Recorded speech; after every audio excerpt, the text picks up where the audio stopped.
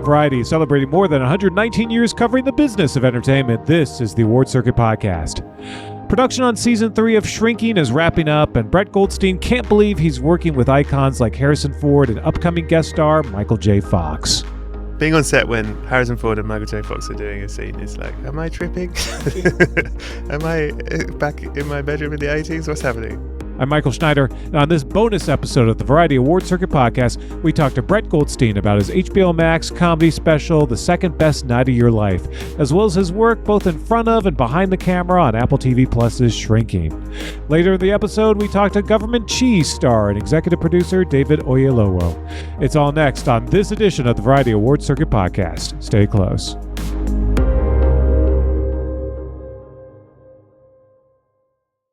Brett Goldstein has had a busy month on the Warner Brothers lot.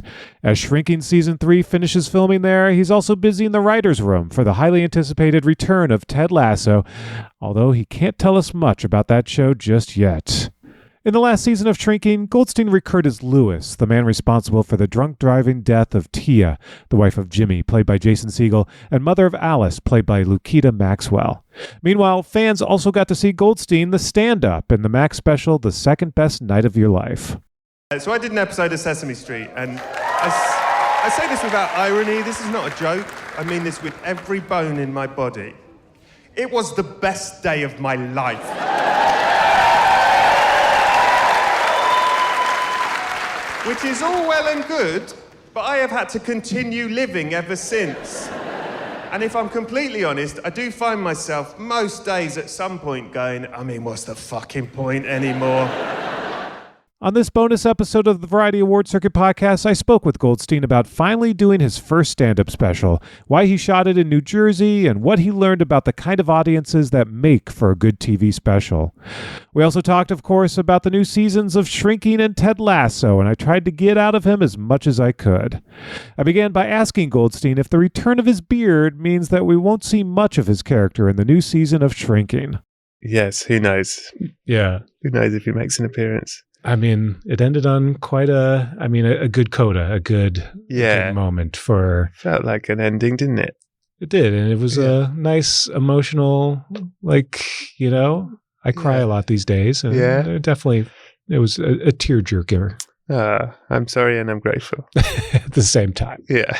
So, so you're close to wrapping on that. How are things on Ted Lasso? Good. We're obviously I can't tell you a single thing about it. Of course not.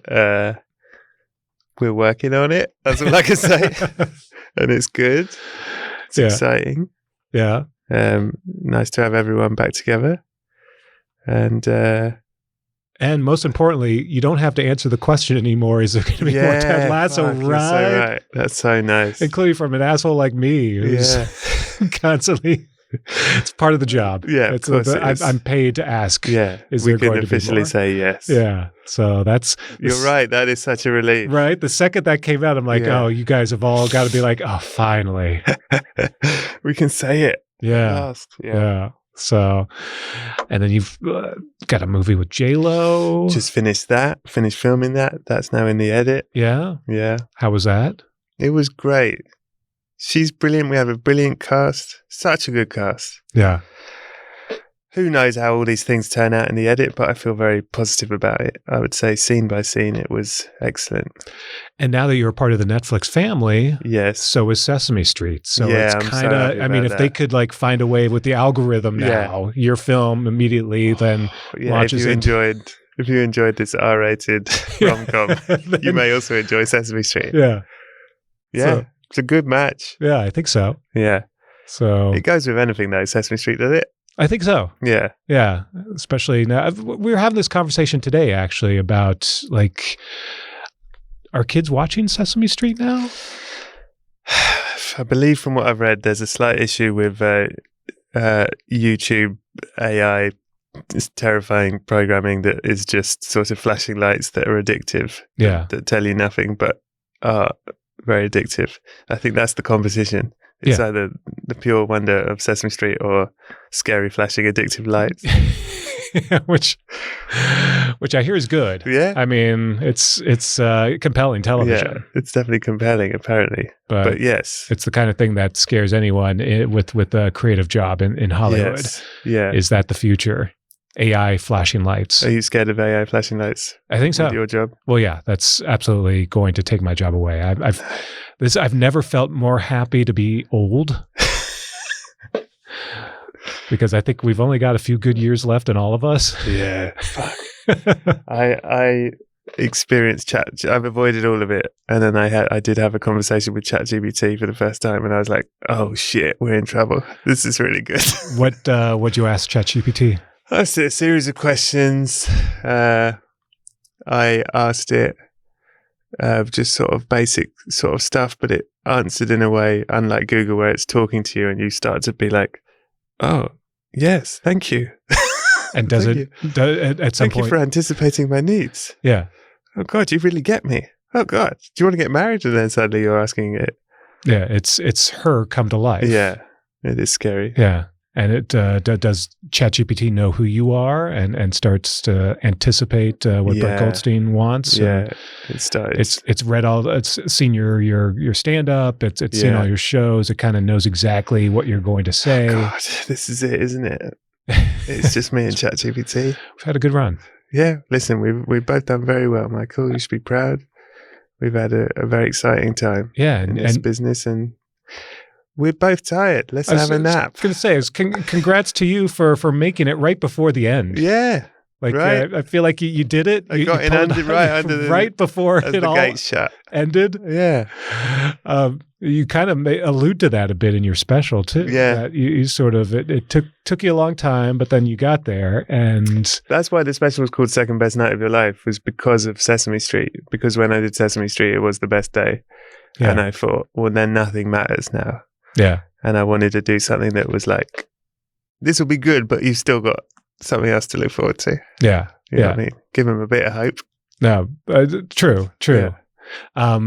No, there's a couple of things that stood out to me. First off, I feel like I talked to you at length a couple of years ago about your entire life, about your family. Yes. And you failed to mention that you had a hot mom.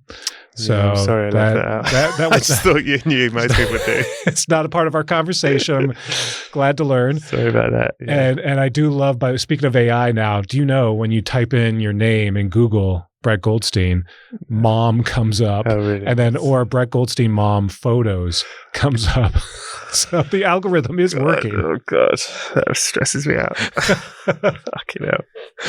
So okay. try it next time. No, I'm all right. I'll leave it. It's good to know. Thank you. So, but quite a few things. I mean, that's it means people have watched. It's a good, yeah. It means enough people have watched it and then immediately went to Google. Like, oh, I got to see what Brett's mom looks like. And mostly it's just shots of. We're talking about here. It's mostly just photos of you without a beard. It's like, no, that's just Brett Goldstein without a beard. That's him on Shrinking. That's really funny. Yeah. So, what have you heard from people who've seen the special, and has it changed what now people come up to you and talk to you about or ask you about? That's a good question. I'm just sort of surprised and delighted that people watched it.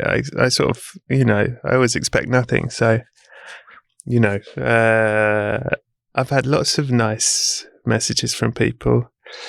I don't know what it's. I mean, I haven't been out enough to give you anecdotal evidence of like, I'm always working. I don't know what. It's not like I've been in a restaurant. It's just basically what your coworkers and your stars have to say about it. Yeah. So. And they've all been very nice, but I think they, Yeah.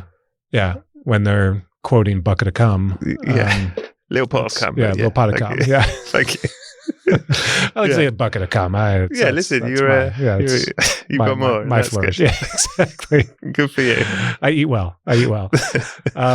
But is this in some ways? I mean, you've been doing stand up for a long time, but for many people, this was their first time seeing you doing stand up because they're so used to seeing you as a actor and a star. So, what was there sort of a different anticipation and coming out and showing perhaps a side of you that people hadn't seen? I was more nervous of this special coming out than anything. I think I say that who knows? It's always scary when you put something out. But I think that it was interesting making that special. I've never put stand up online. I've never filmed stand up because I believe in it so much as a live experience. Like, as in, I know it works in the room because I'm in the room and you feel it and they laugh. Yeah. But I don't know if it works on screen because it's a completely different way of presenting it. Like, so the edit was quite hard because I'd never done that before. Yeah. So that cutting, it's really difficult to cut yourself when it's just you. When you're editing a film, at least you can cut to someone else. But when it's like, what are we cutting to? Me again? Okay. You know what I mean? Yeah. It's quite hard to do. And also knowing just sort of basic, like, it really does matter when you cut the shot. Like, it affects the rhythm of the joke. If you're seeing me in a close up for a punchline or you're seeing me in a mid shot, it does make a difference. All that stuff, you're so long in the edit, and you get so obsessive and detailed that by the end you're like, I don't even know anymore. Is this funny? I hope it's funny. Whereas live, it's a yes or a no. So I think I felt it's quite scary, to put it out there, but hopefully it went well. How many shows did you tape that you kind of took from? Yeah. We did an early show and we did a late show. And do you want to know this? Little. This is what we're here for, this is the nitty gritty. Let's. I'll give you the nitty gritty. Yeah. That excuse me. The early show, I know when I toured the show for like 14 months, and I could tell by the offstage announcement I would do, ladies and gentlemen, blah blah blah. The sound of their cheer would tell me how up for it they were. Yeah, like what kind of night you were going to have. It was like, and so if it was like a medium cheer, you'd be like, okay, I got to dig in. Yeah. I got to win them over. And if it was like, yeah, you go, okay, this is going to be fun. This is easy. Yeah. And people had told me, when you're doing your taping, people are so excited it's a taping, it'll be great.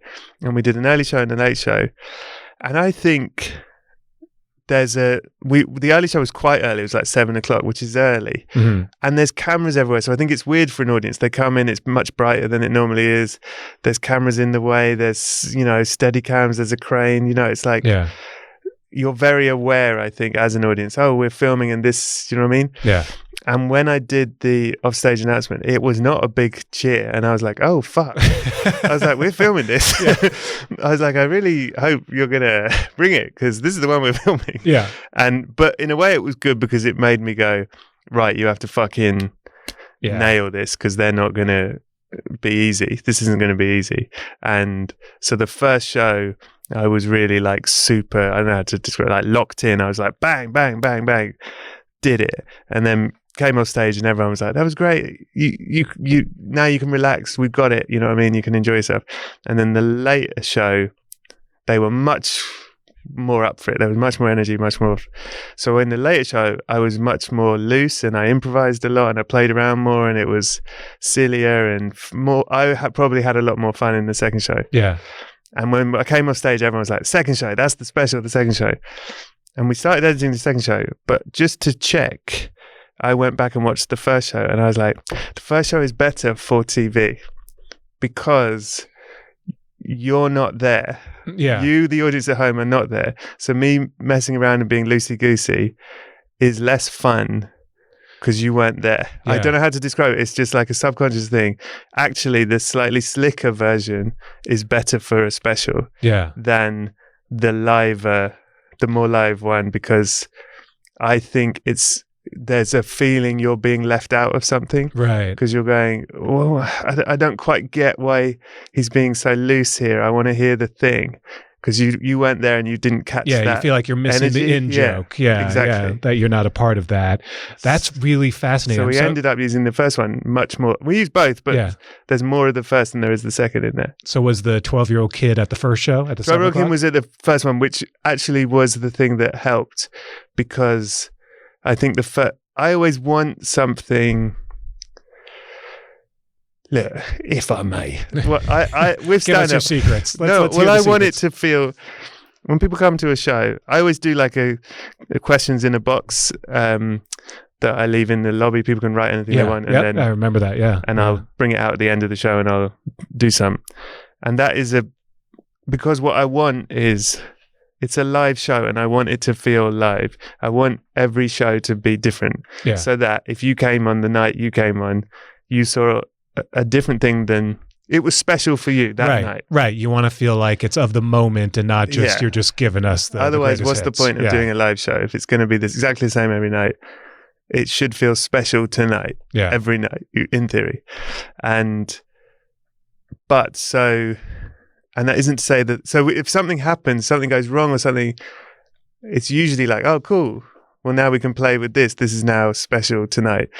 And so on that early show, because I was so locked in, like, fucking, you better nail this because they're not up for it. First 20 minutes was probably very slick or whatever the word is. And then I saw this kid and I was like, what the fuck? And I thought, I can't not acknowledge this. Yeah. And in a way, that was like the key to it for me, because then I was like, okay, now it's a live show. Yeah. Because now I'm going off script. Here's a kid. I'm going to have to reference this all the time. Now we can have a bit more fun. Yeah. Now you have something to go back to, and it's kind of like the little improv. Yeah. And now it's alive again, rather than just do the best version of these jokes. You know what I mean? No, that's smart, and that's kind of, you can't prepare for that, right? That just sort of happens, and you lucked out that there was and the producers were like, an I'm awful so parent sorry. Who brought their 12-year-old. Yeah, everyone was mad after. They're like, sorry about that kid. I was like, that was the best thing that happened. Yeah. I'm glad it happened. Gave me something. You know what I mean? Yeah. That's so funny. Yeah, interesting. Maybe if you're into that. So at the moment when you're saying the C word, which even I can't say, Michael, come on, right? I'm a wuss. I can say I'm a pussy, but yet I can't say. Sounds like you could. You could do it. I'm just not there yet. I don't know. It's. I'm going to keep pushing it until you come on board. I know. I'm not giving up on this I would mission. love for us to get to that point here in America, because it seems like a fun word to say. It's so fun. Just enjoy your life. It's fun. But anyway, go on. At that moment, is that when you also still have in the back of your head, like, well, there's a 12-year-old now who's hearing me say? Yeah, I can't remember if I saw him before or after. I think I saw him after that, and then it was like, well, here we go. It's already been done. Yeah, what's done is done. Yeah, and they didn't leave. Seemed to have a lovely time. Yeah, what I'm saying, Sesame Street, it's the same vibe. Yeah. Also, it's like, this is what you expect Roy Kent would say. Yeah. What did you think would happen? Exactly. Here? It's you know what you're getting yourself into. Today's letter is C. You knew it was coming to. Exactly. Yeah. So the structure of the show, beyond that, with of course, the puppets. I know everyone asks you about the puppets. No, you can ask about the puppets. So, I mean, I kind of wanted more of the puppets. Yeah. Will there be more of the puppets? Like, when are we going to see? Well, if you did a real deep dive on the Brett Goldstein back catalogue, I made a fake reality show during lockdown called Lone Island, and in that it was a man on a dating show that no one showed up because of COVID, and he slowly goes mad and he starts dating a plant, then a bull, and then Buddy G, the puppet, shows up. Yeah. And so I wanted Buddy G to be part of I just thought it's funny that part of my crew, one of them's a puppet, and we never mentioned. It's not a weird thing. And then the bit in the epilogue with Buddy G and everyone, it was fucking amazing, was that I called up Brian Henson, who I love, who made the greatest film of all time, Muppet Christmas Carol, to ask if I could have permission to use these puppets. And he was like, when is it? And I was like, this weekend. And he was like, oh, well, why don't I just come and do it? And he was like, you serious? And he was like, yeah, I'm going to be in town. I'll come do it. So Brian Henson is operating Buddy G. That's amazing. Which is one of the great honors ever. Yeah. And what was really cool is, but my Buddy G is the least. There's a much fancier version of Buddy G, of that puppet, that's got much more articulation. Like, that's the most simplistic version of it. That's the kind of merchandise version. And Brian Henson kept saying, can we use the top one with all the stuff? And I was like, no, because this is my Buddy. This is the one from Lone Island. Like, it has to be him. And he still brought it. Yeah. Buddy G's heartbreaking. Yeah. In this. No, it's, I mean, got to do more. Got to do more. So the vomit was also vomit. Yeah, the choice. that was a choice. Yeah, I'd watched too many. I think I'd sort of. I used to have it as a bit of stand up, but this thing of how cool American stand ups are, particularly at the beginning of their specials, they're always just sitting around, and then they high five people and they chill, and then they just walk onto stage, and they just sometimes they're like there's one where they sort of turn up to the venue like, oh, is there a show on? And they just walk through the door and then they go on stage, and I'm like, that is nothing like my experience before a show. Yeah, no, this was the most honest opening, perhaps ever in the history of a stand-up special. You're pacing around, you're being sick, and you're praying, and regretting that you said you'd do this. This is not Eddie Murphy wearing the Michael Jackson jacket, just coming out and yeah. But I appreciate the honesty. Thank you. And we shot it on film. Yeah, so that was cool. And Jersey, the most beautiful place on earth. So what? How'd you end up doing it in Jersey? Well, truth be told, I did want to do it in Minneapolis, because Minneapolis was the best crowd we ever had on the tour. But the only gap I had in my schedule was February, like a week in February. Excuse me. And I was told that if we shot it there, the equipment would freeze. It was so cold, we might not make it. Yeah. And I just wanted it to be not LA and not New York. I wanted it to be somewhere where it's a bit weird that I'm there. Yeah. And never explain why. And there was a joke. I mean, I cut it from the special because, again, it doesn't really matter when you're watching at home. But in the room, it was like, you've chosen the right place to do your special when everyone says, including the people who live there, why? And that's what I wanted. I just wanted it to be a bit weird that I'm there. No, and it's and if I was in New York or LA, it's not that weird. Yeah, that makes sense. People get it. Yeah, but yeah, that's interesting. That Minneapolis was your sort of your hot spot. Oh my God, what a crowd! Yeah, talk about the sound they made at the offstage announcement. It was like fucking hell. That's. I wonder why. I think they're just pleased you made it there. Yeah. You got to the middle of the country. You did it. You really did it. Yeah, you came. God, that was great. We loved it there. So what's the next special? What I have it. I know what it is. Yeah, I do actually. I mean, I know what the beginning and the end is. I know the structure of it, and now I am working up. I've got however many months to figure out. Yeah, because you've been new material. Busy. Have you had time to hit the stage that much recently? I'm doing it tonight. Oh yeah. I've been doing as much as I can, but I haven't done it. Not done it. I had 2 months off, which is the most time I haven't done stand-up. Which freaks me out. But I'm back to it again now. So what's the basic sort of theme? I can't tell you, but it's a good one. It's a good one. It's a really, I think it's a great... I've come up with a thing that I think structurally is very satisfying. Yeah. And then I can fill it with funny. Is it kind of where you are now in life, or is it... It's more. Wow, I can't say. It's too soon to say. Yeah, too soon to say. Yeah. So we're still maybe a year or two away from seeing another special. Yeah, I'll have to tour it first. So, and first you got to shoot another season of Lasso. Yeah, we've got to do more Lasso. Yeah. Is there a ETA on that? He turns to his publicist. I don't know the answer. No, she's had a gun to my head. Exactly. Brett shakes his head, scared. Listen, the fact that you can just confirm the existence of another season of Lasso is still quite a thing, like we mentioned earlier. Yeah, it's going to be great. I can tell you it's going to be great. Well, I'm excited for another season of Shrinking, by the way. It feels like this season especially, like it's really like it's in the conversation.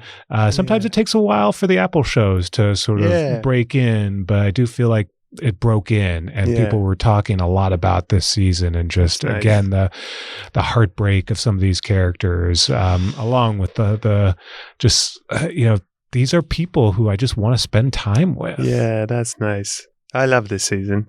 I was very proud of it, and I do. But I also think I'm sure we've talked about this before, you and I.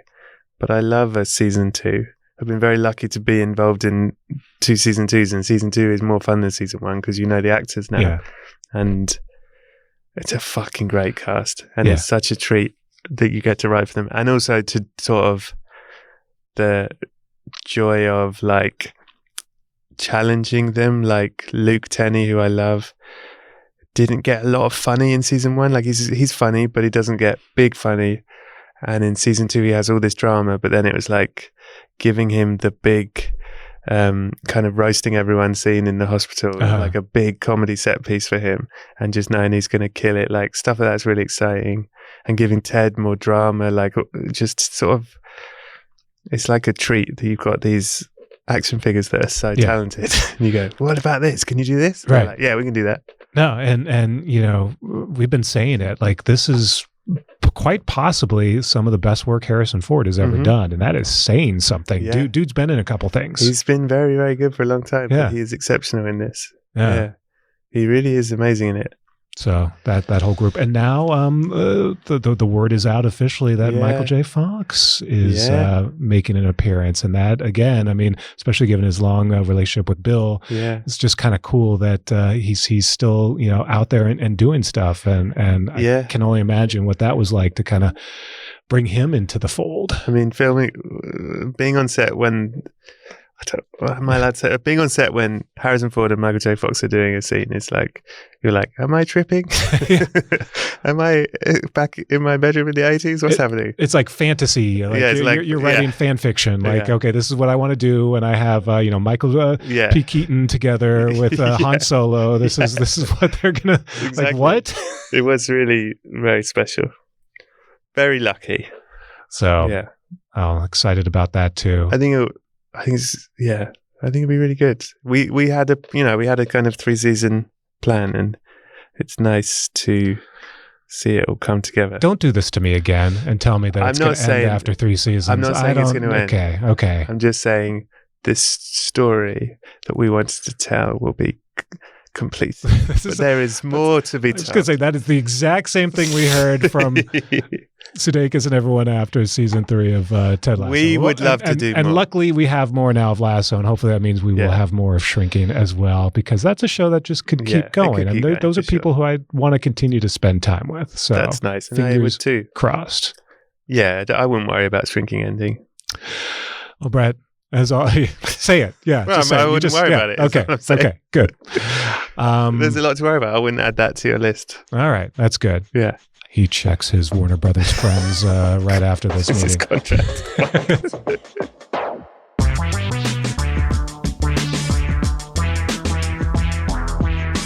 That's Brett Goldstein, star of the HBO Max special, The Second Best Night of Your Life, the co-creator and season 2 star of Apple TV Plus's Shrinking, and the returning star and writer of Ted Lasso.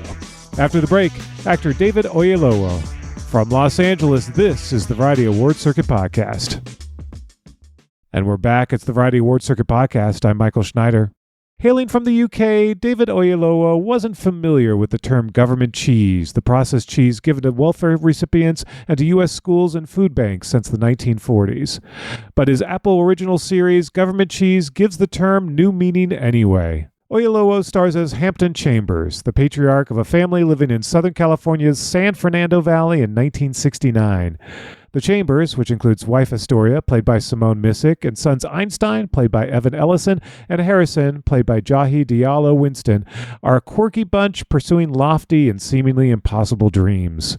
The plot kicks off when Hampton is released from prison, and, as the series synopsis explains, his long-awaited family reunion doesn't go quite as he'd planned. During his absence, his wife and kids have formed an unconventional family unit, and Hampton's return spins their world into chaos. Archery. It forces you to let go of things you can't control. I really just want to get to my wife. Whoever hits closest to the bullseye wins. If I win, I get the memory. So what do I win? What do you want? Nothing. I just need to get to my wife. And do what? Promise her you've changed? But you've done that already. You could punch the guy. Technically assault. Or you could just go home, pretend you don't know, and live a lie. I recently spoke to Oyelowo about Government Cheese, as well as filming in the deep San Fernando Valley and more. We began with me asking him, is Government Cheese like anything else he has ever done? not only is it unlike anything else that I've done, the phrase that keeps coming up from people is it's unlike anything they've seen. Yeah. And so that in and of itself is a huge source of pride for me, because when Paul Hunter first approached me with the short film version of this in 2018, that was the thing that made me want to spend 4 days shooting this short film, not really thinking that it'll go anywhere beyond that. But that uniqueness has been retained as we've spun it out from the short film to the show, and is the thing that I think the audience are really appreciating. I mean, the fact that you got to act inside a catfish's belly is, that's career highlight, right? It's something I didn't have on my dance card, and something I'm sure not a lot of actors can say that they've done. But yeah, that is definitely part of the joy of both doing it, and I hope watching it is that you're getting to see scenarios you haven't really seen before, or a black family under these circumstances that you haven't seen them in before, but in a familiar time to seeing a black people platformed, the 60s, but nothing to do with civil rights, nothing to do with racial struggle. So all of those elements just make it unique. Yeah, and this family. I mean, let's start with the family. I mean, Right. I love the kids especially, and his Hampton's strained relationship, obviously, with them having been away for so long, and the different relationship he has with both boys. Yeah. I love Einstein. I mean, but they're both they're cut from different cloth, but they both are kind of figuring out what is their relationship with their dad, and seeing that is powerful, but also just rooting for them to get this family back together. There's a lot to digest there. I mean, there's a lot to digest on this show, period. Yeah, and I love those kids as well, both the characters and the young actors who played them, both Jahi and Evan, who play Einstein and Harrison in the show. And I think what's so intoxicating about them is how unique and quirky they are. Completely different as siblings, very unique in terms of the things that they're passionate about and are looking to pursue. Harrison being completely obsessed with Native American culture despite being African American, and Einstein, despite being this genius who could go to any college he would wish to, is just completely obsessed with pole vaulting. So it's again, characters that feel completely unique, but the specificity of them, I think, is what is universal. I literally spoke to a friend of mine yesterday who said, that is my daughter, but she's never gotten to see herself in a show like this before. She's quirky. The things that she gravitates towards are off the beaten track. She may be a bit socially awkward, and all of those things, but none of that is a negative in this show. It's just this family of unique individuals who are cohabiting and trying to figure it out as they go along. So take me back to when Paul started talking to you about this, and he mentioned this is inspired by my dad, and this is a story that I want to tell. What kind of drew you in, and what was it maybe about how he described his dad, and how that inspired him wanting to tell this story? Well, the first thing that drew me in was Paul Hunter, the filmmaker. When he asked to meet me, I took a bit of a dive into the work he'd done, most of which was seminal music videos that I had watched, not knowing that the same person had done all of these visually stunning, culturally potent, short films, essentially. Yeah. Did you have a favorite, by the way? Was there one that... I mean the what's the one with the guy who's, this is going to sound so odd when I say it. He's got his top off, he's got the braids. Anyway, people will know what I mean. Yeah. Okay. But his Michael Jackson videos, his Pharrell videos. I mean, again, I didn't know one person had done all of those videos, so to speak. And when I spoke to him, when I sat down with him, what became clear is that he is someone who has a very clear cinematic perspective when it comes to filmmaking. And we share a lot of the same filmmakers that we really enjoy watching. So Wes Anderson was a big reference for us as we were making this show. Oh, yeah. There's definitely some Wes Anderson moments. Yeah, the Coen brothers, Spike Jonze, This is kind of an homage to a lot of different kinds of filmmaking, this show. It is, but, through characters the likes of which we don't tend to see in those films. Exactly, yeah. So that there was that sort of cinematic aspect, and then there was this sort of parabolic, biblical, whimsical, surreal component of this as well, of this guy who's going on a spiritual journey, and rather than us being very clear about whether the things that he is perceiving, seeing, experiencing are real or imagined, you're just in his POV, so you have to go along with it. You mention him being stuck in the belly of a catfish, him finding himself in a flood, him having a death and resurrection experience. Yeah. These are all biblical references, but they are played as literal. But because the world is so fantastical, you find yourself going, is this real or imagined? And without any need, as far as we're concerned, to explain that, which is also what makes it very unique. So there was that component, but then the way that Paul would talk about his father, it clearly was through rose-tinted glasses, because his father was in and out of incarceration.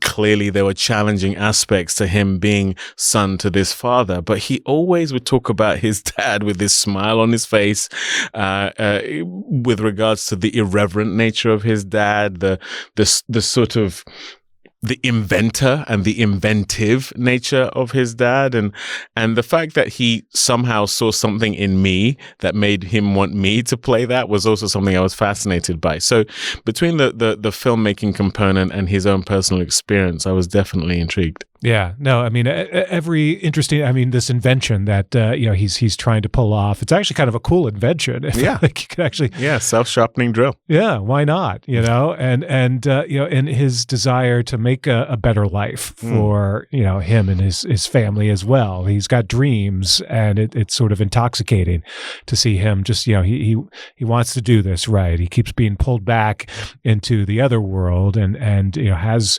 remorse for that. At the same time. Yeah, and again, to me, that was the relatable part, because as a father, as a husband myself, I completely relate to, as you say, wanting to make a better life for your family. How are you going to do that? How hard are you going to work to achieve that for them? How much of that is going to be example to your children? And he goes about it in very questionable ways, both in terms of just the fact that he is equal parts selfish and selfless, you could argue. Yeah. But there is a constant with Hampton, which is that he seems to constantly want a better life for himself, for his family, and to do better as a man, even though that's the big tension in the show.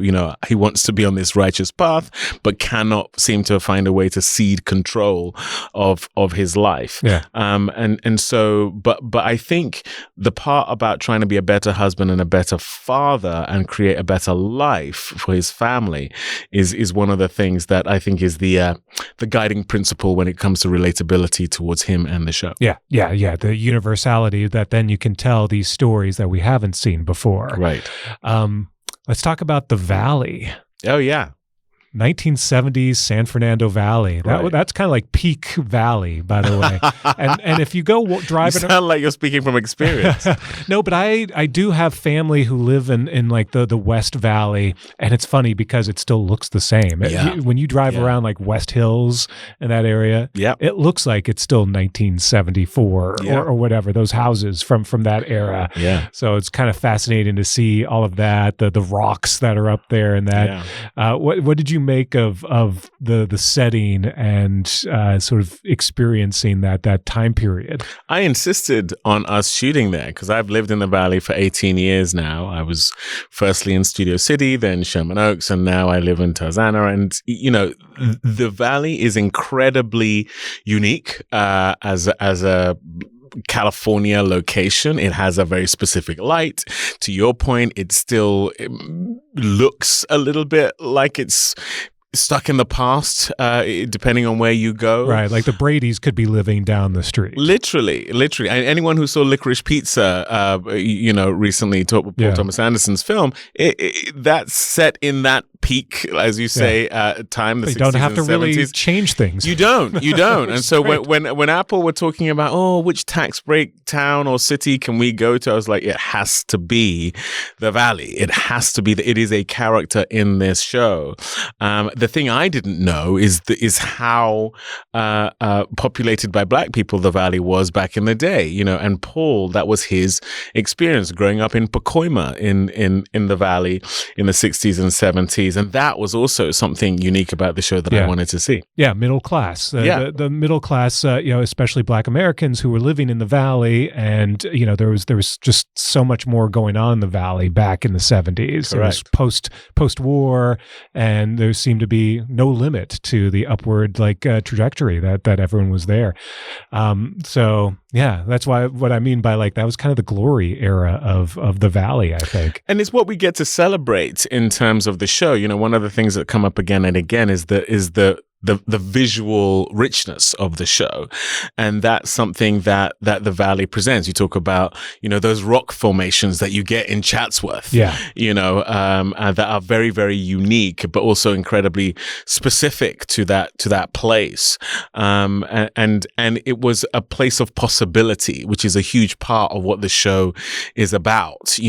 That's why we called it government cheese. Government cheese, as people may or may not know, is government subsidized food alongside powdered milk or powdered eggs, not very nutritious food, but food nonetheless. And it was a food that people made into something way more palatable than it was when it just landed on your doormat as a giant block of cheese. People made it into these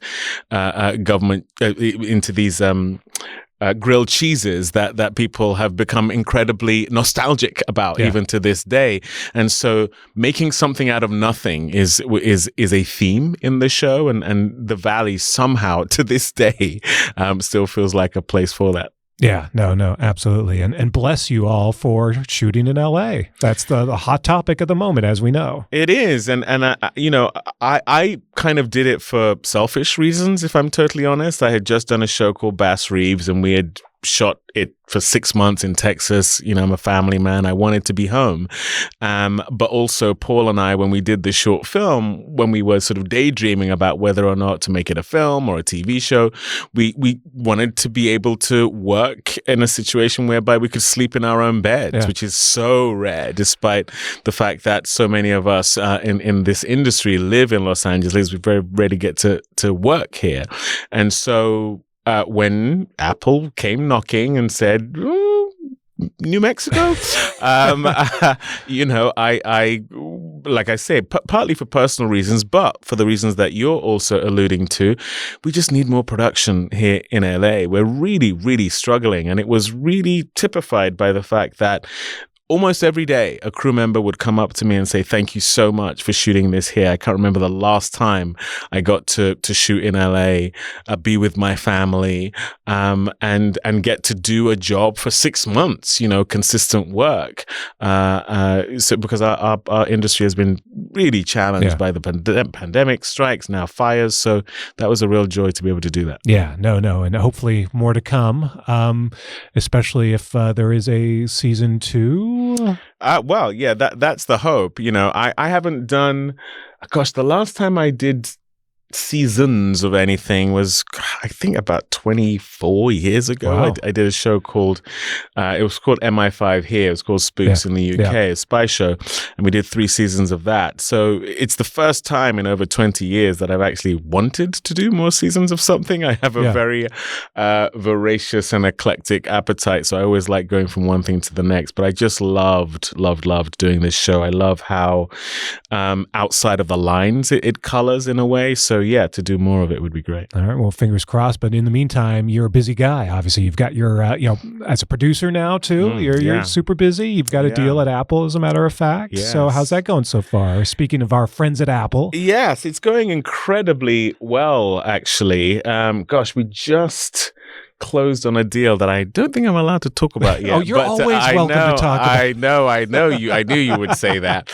But yeah, it's proving to be incredibly fruitful. We have several shows in development there, and when I first sat down with Zach and Jamie, who run the company, the conversation was Apple wanting to be a global brand. I know that sounds funny, considering they are the global brand in many ways, but not in the streaming space. Not to the degree that they certainly wanted to 2 years ago when we were first going into our deal. And a big focus for me is Africa, the African continent, over 1 billion people on that continent, and I feel like streaming has come along and solved the piracy issue, and so the excuse of it not being a valid market, I think, has been eroded. And so that's something I'm really working hard with them on, and we have several projects that are going to be African in either in location or in subject matter, which is something I'm deeply proud of. And then we just have a bunch of things that we're cooking that really speak to that notion of being global storytellers. That's great. And Apple, I mean, they've got a reputation now for doing some real quality work. I mean, this is a lot of people have said it's kind of the new HBO, the kinds of projects that they're doing, and then the chances that they're taking on shows like Government Cheese. I would completely agree with that, and I think it's to do with the fact that unlike other places, they're not relying on pre-existing IP or a library that is also pre-existing. They're having to build this thing from the ground up, and so they're embracing not only original voices but the originality in the storytelling as well. So a lot of the shows on there are new ideas, are new shows, and because there's a real patina of quality about Apple, they also don't rest on their laurels when it comes to a certain quality quotient and production value. And so the combination of originality and production value means that you're getting some of the best shows on television right now. Plus, when they say, hey, can we shoot this in New Mexico? You're like, guys, you're Apple. You've got the money. Come on. Don't give me this bullshit that you can't afford this show. You're Apple. That is indeed true. I don't know if I may be one of the last bastions of being able to do that. All of these places eventually do some shrinking. Yeah. But yeah, that's certainly the case. What I will say about them is that they're judicious with how they throw that money around, so to speak. I mean, they have deep resources, but I think they're getting better and better, as they have to be, at how they deploy those resources. And thankfully, we have certainly on Government Cheese been a beneficiary of that. Well, your career, it's been fascinating because you've been able to do so much. You've been able to do, historical political figures, a Western, a quasi-comedy right now. I mean, you do a lot of voice work too, a lot of animated shows. It's kind of fun to see. I mean, it seems like you're able to do things that are kind of, click all the different boxes. What haven't you been able to do yet? What do you want to do? It's this is the typical superhero question, right? But beyond even like, I got to do Marvel. What are you kind of dying to do? Well, thanks for noticing that. I mean, it's definitely been a point of focus for me to diversify my creative portfolio, so to speak. I am very curious, and I have a very big appetite when it comes to storytelling. So I love diving into lots of different spaces. I doing something of this nature is definitely typifies a space that I haven't had as much opportunity to explore, something that's more comedic, something that's more irreverent. I just love the fact that it's set in an era that I guess my work is known for, whether it's Selma in the 60s or The Help in the 60s or The Butler, which is also partly set in the 60s. I've done a lot of period pieces. I've done but specifically in that sort of civil rights era. And so to go into something that feels both familiar but fresh is something that I really enjoy having the ability to do, but more action, which is something I enjoy doing, like, a great thriller. I got to do Jack Reacher back in the day with Tom Cruise. To get to be front and center of something like that would be something I would definitely be looking to do. So yeah, I mean, I'm also, to be honest, really desirous to just work with some great filmmakers. I've been a huge beneficiary of working with the likes of Steven Spielberg and Chris Nolan and Ava DuVernay and Lee Daniels and Anthony Minghella. But, this guy, Edward Berger, I just think is just a complete and utter genius. Denis Villeneuve is another one. I would love to sort of be in the crosshairs of his lens at some point. Paul Thomas Anderson, I think, is a genius. So, to work with these filmmakers who maybe are going to take you places that you haven't been before, certainly in terms of me as an actor, is also a big ambition. I love that you're such a film buff. Oh, You love film. yeah. I deeply love film because I think these stories we tell, I think they're engines for empathy. I think that they hold a mirror up to humanity, especially in these times where there just feels like there's so much that is there to cause division. Moments where we can be brought into the reality that we are more alike than we are different, because you get to watch a character that has nothing to do with your background, your culture, your gender, and yet you see yourself in them. In fact, you're transposing yourself onto them in watching the film. I just think is such a powerful truth. So what is, besides season 2, hopefully, of Government Cheese, what are you excited about next? What can you tell me that is coming next on your date card? Yeah, I have a film called Newborn that Nate Parker directed, and I'm starring in, and it's about a guy who's been in solitary confinement for a number of years and is coming out and trying to rebuild his life after the psychological damage of that. So, very different from Government Cheese from an intensity perspective, but another one I'm deeply proud of. That's kind of a psychological thriller. And then Idris Elba and I are developing a limited series of Things Fall Apart by Chinua Achebe. Chinua Achebe's I saw that, yeah. masterful novel. So can't wait to do more of that. I'm doing a show called Biafra with the BBC that looks at the civil rights. No, not the civil rights. There I go again. Civil War. Yeah, I've done so much civil very rights. Different. Very different. Yeah. The civil war in Nigeria. But this is something I'm really looking to do more of those African stories. Are you in front of the camera on that, or on the project with Idris? Yeah, the idea is for us to star in that show, but we're in the development process right now, and so yeah. But a lot of the time, I can't help myself with these things I develop. If there's a good thing about being a producer who's also an actor is you can nab the good roles before anyone else comes along. Wait, are you and Idris going to be in this film? Things Fall Apart. Yeah, that's the limited series. Oh, it's a limited series. Yeah. For some reason I thought that was a film. Yeah. That's a good-looking cast. You and Idris. That's a pretty good-looking cast. Well, I can definitely speak for Idris. I'll take the compliment on me joining him in that. But he's someone I've wanted to work with for a long time, and obviously we share a lot in common, being both Brits but of African descent, and so getting to do something set in West Africa where we're both from is like a bit of a homecoming. That's David Oyelowo, star and executive producer of Apple TV Plus's Government Cheese.